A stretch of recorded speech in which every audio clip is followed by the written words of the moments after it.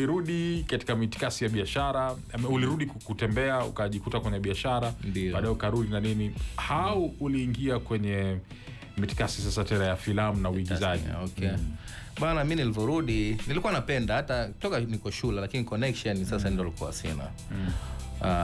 Kwa hiyo nikaika pembeni kwanza mambo kutokana na maisha ni fight. Kwa nilivyo seto kidogo ngasema alhamdulillah vishi 2-3 vinapatikana. Wacha nifanye kile kitu ambacho nakipenda sasa. Okay. Kwa nikajaribu kutafuta connection. Kweli mwanzo ilikuwa ni ngumu. Unajua kwa watu kuamini kwamba huyu ni msanii aje kukuona popote kukupa nafasi ilikuwa ni ngumu kweli.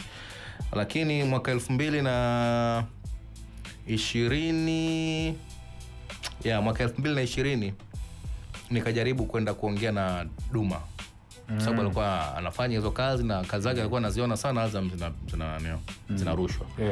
Nilienda pale bwana, akanikabidhisha kwa dogo mmoja hivi anaitwa mshikaji wangu mmoja hivi, ana roho ya dhahabu sana jamaa, anaitwa Chamlima. Okay. Chamlima. Huyu jamaa bwana, baada ya kunikabidhisha Duma, baada ya kunikabidhisha kwake,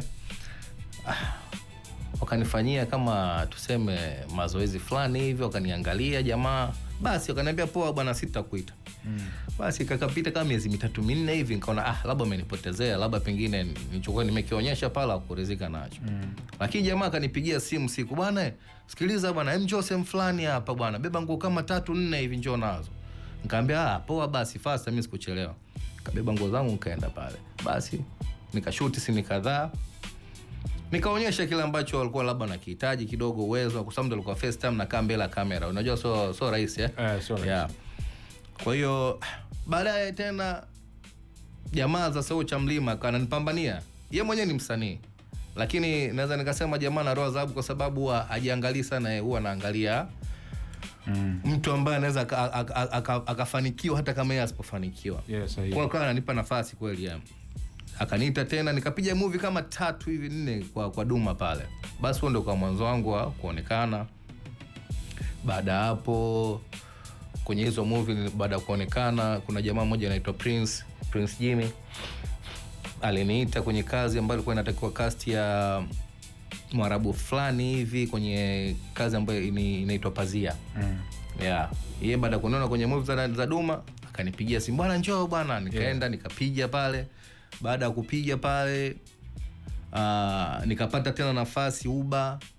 Kwa hiyo nikawa ndo njia yangu, ni jamaa nimepitia huko upande wa Duma, lakini ndo sasa nimeanza kuonekana. Unajua lazima watu uonekane kwanza. Alafu watu ndo wanakuamini kwamba huyu naweza nikampa nafasi kwa hicho nilichokiona naweza akimudu. Kwa hiyo ndo hivyo. Kwa hiyo nikapiga baadhi ya vitamthilia, sinia nini. Mwisho wa siku nikaja kupata nafasi Kombolela. Kwanza nimshukuru sana bwana bosi wangu Abdul Usanga.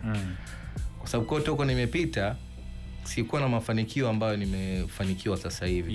Ile jina ambalo nilikuwa nalipata huko ni tofauti ambalo nalipata sasa hivi. Sasa hivi angalau hata ukipita mtaani watu wanakuonyesha kidole. Wadhi mume wake mashavu. Yaani ile unajifeel proud kwamba sasa kazi yangu inaonekana sasa. Sawa. Nice, hongera sana. Asante sana. So hapo it took you 6 years kupata character ambaye ana nguvu, unajua FM kutoka Dar es Salaam, Tanzania.